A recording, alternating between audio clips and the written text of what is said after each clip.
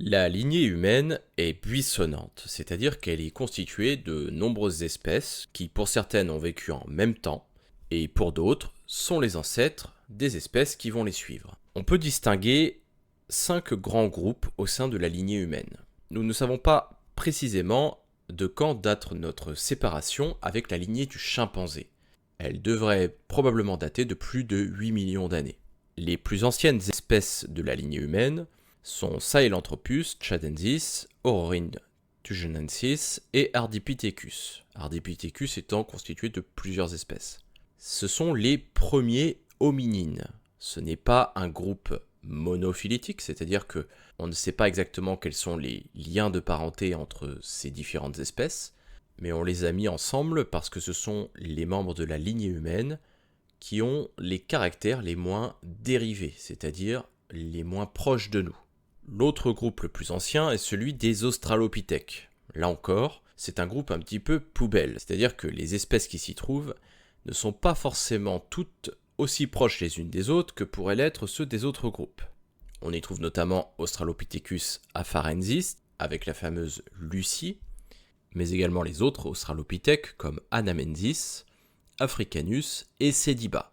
Pour ce qui est de Sediba, il vivait il y a moins de 2 millions d'années, ce qui fait de cette espèce une espèce très jeune par rapport aux autres. Le groupe d'à côté, qu'on appelle les paranthropes, était autrefois classé dans Australopithecus, mais on a décidé de les séparer et de créer un genre à part. Ces paranthropes ont une physionomie, c'est-à-dire une forme du corps, un petit peu plus robuste. Ils ont des dents robustes, un crâne robuste, une mâchoire puissante qui devait leur permettre de consommer principalement des racines. Ces paranthropes devaient essentiellement être bipèdes, c'est-à-dire marcher sur deux jambes, et ils ne vivaient probablement plus dans les arbres, contrairement aux australopithèques qui devaient passer une partie de leur vie dans les arbres. Un autre groupe a été créé, celui des kénianthropes, avec une espèce difficile à classer parmi les australopithèques ou les paranthropes. Pour ce qui est du genre Homo, celui qui va nous intéresser, les plus anciens individus sont ceux que l'on a attribués à Homo habilis il y a 2,4 millions d'années, à moins que ce ne soit Homo rudolfensis, qui peut également être considéré comme un individu ancien. Il existe différentes espèces, comme Homo ergaster, des humains qui vivaient en Afrique, Homo erectus, qui a probablement évolué à partir d'Homo ergaster, plutôt en Asie, Homo georgicus, qui est peut-être un Homo ergaster ou un Homo erectus, mais qui vivait plutôt du côté du Proche-Orient. À partir d'Homo erectus se développeront ensuite un certain nombre d'espèces qui vivaient plutôt en Asie, comme Homo luzonensis ou floresiensis.